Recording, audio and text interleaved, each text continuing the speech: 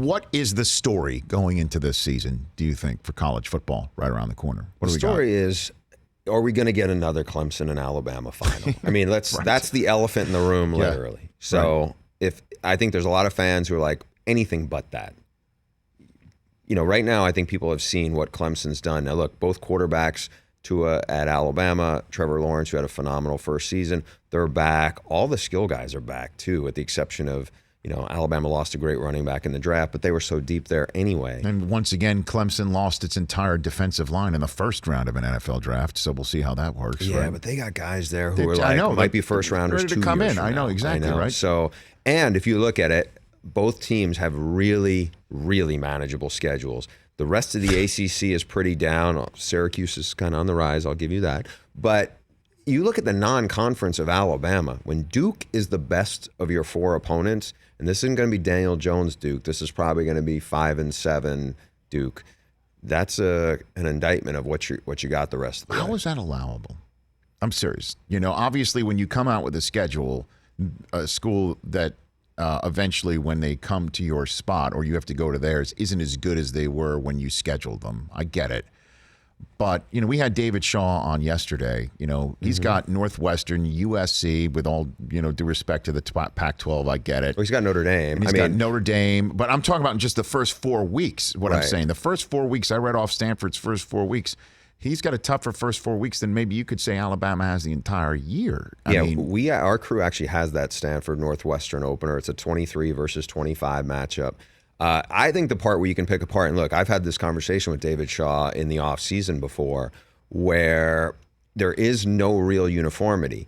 The conference he's in plays 3 non-conference games. And when you play Northwestern and Notre Dame, you're playing 2 legit programs. It's the SEC has 4 non-conference games, and almost always it's 3 cupcakes and 1 manageable game.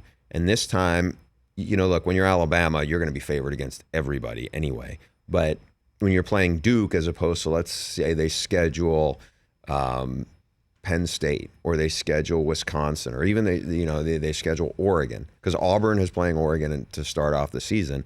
And it's not to say Alabama hasn't done that in the past, and they do have some big games, and now they're going to be home and homes. The new AD there, Greg Byrne, or relatively new AD, has pushed to upgrade those. But getting back to the David Shaw point, there is no real uniformity. And when you're at the top of the food chain, and the SEC is that, and Alabama certainly is that, yes, you play by the rules you can live by. So they're not getting 12,000 people showing up if it's a really crappy opponent.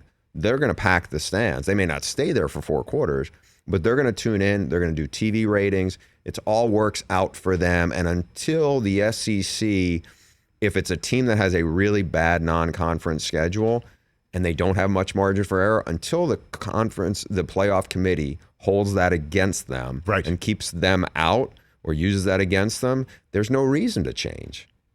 And I don't see any time that being used against Alabama. Well, Saban's on the side. No, side. and look, in fairness to Alabama, they have earned the benefit of the doubt. I mean, Nick Saban's won national title after national title when they've gone on the big stage, and Notre Dame fans won't like this, but they've gotten in there. And last year they got blown out by Clemson. A few years ago, when it was before it was the playoff committee, they were on the big stage, and Alabama destroyed them. That wasn't even a game.